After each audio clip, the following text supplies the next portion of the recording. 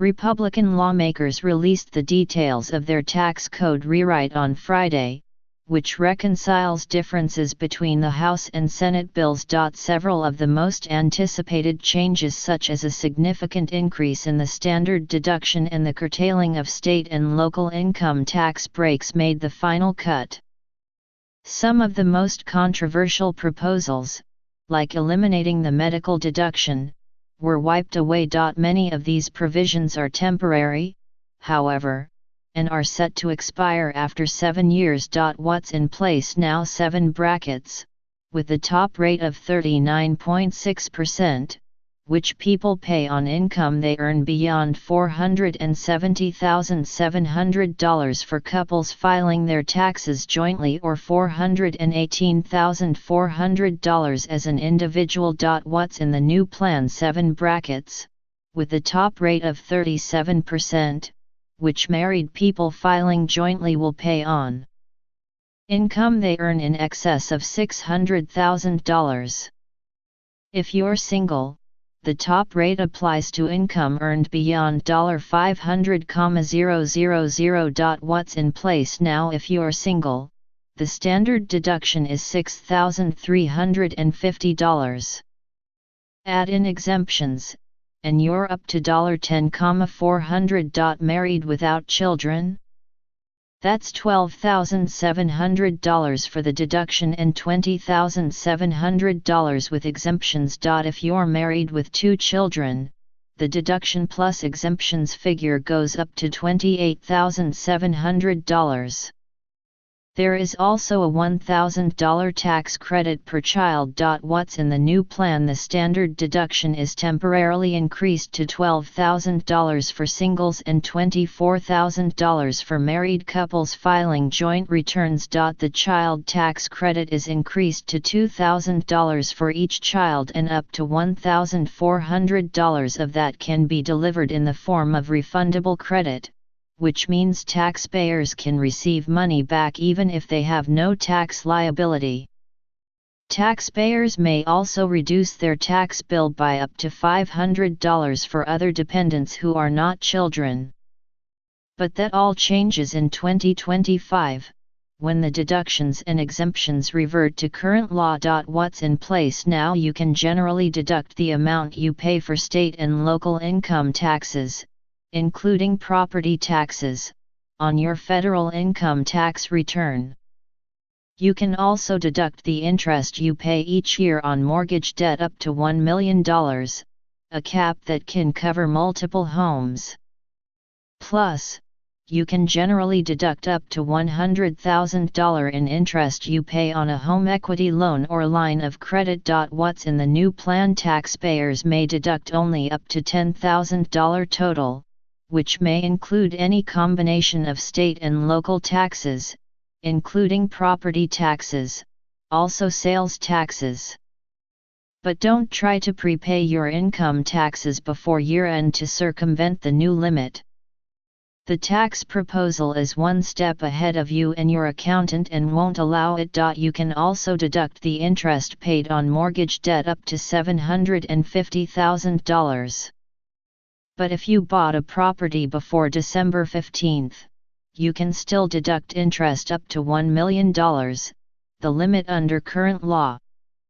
Home equity loan interest is no longer deductible for anyone. What's in place now? You can deduct out-of-pocket medical expenses that exceed 10% of your adjusted gross income, but not the expenses that amount to the first 10%. This is particularly useful for elderly people and others with lower incomes who need regular assistance and care.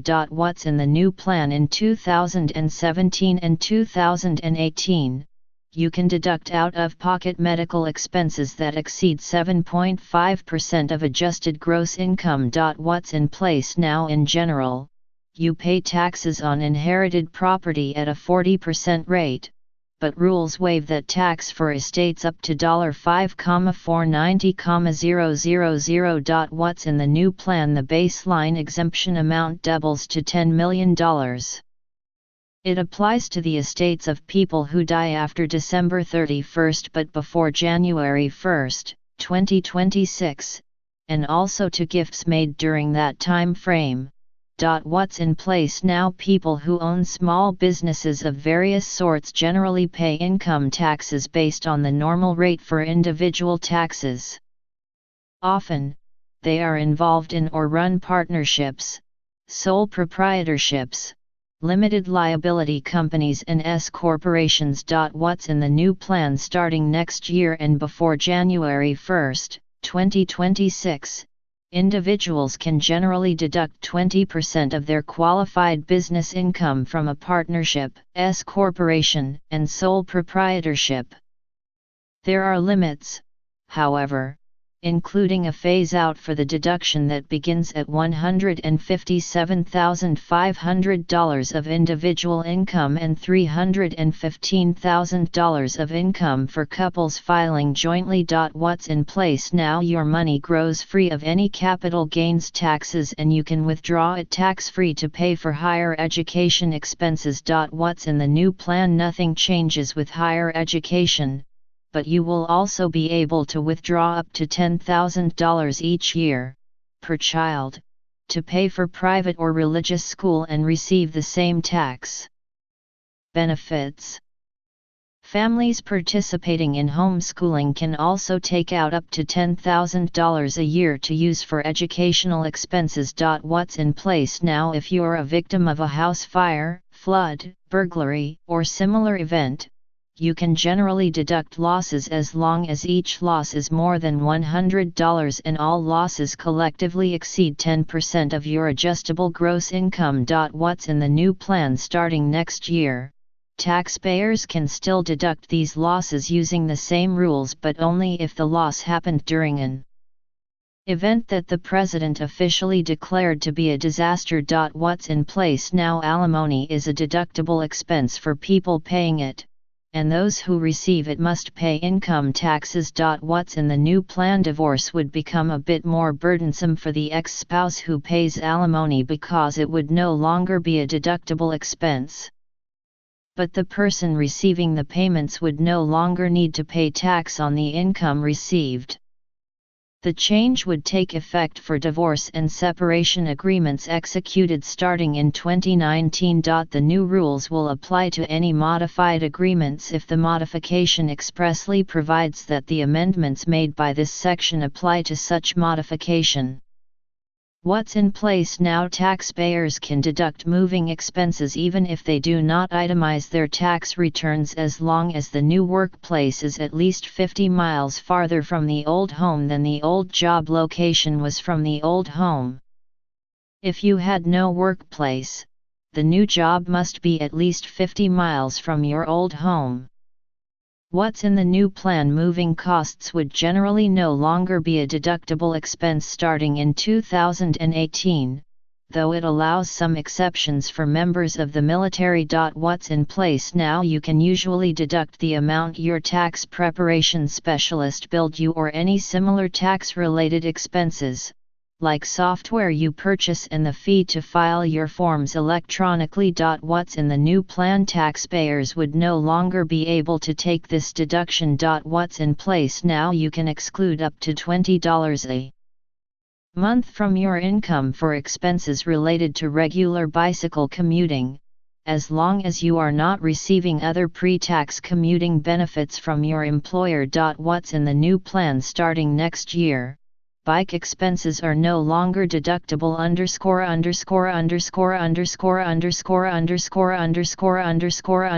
Student loan interest. The House had proposed to repeal the deduction for student loan interest, but the final bill has no repeal. Adoption assistance programs. The House had proposed to repeal the deduction for financial assistance that an employer may provide when adopting a child, but the final bill has no repeal. Dependent care accounts. At one point, the House had proposed to eliminate workplace dependent care savings accounts that allow employees to put away $5,000 free of income taxes each year.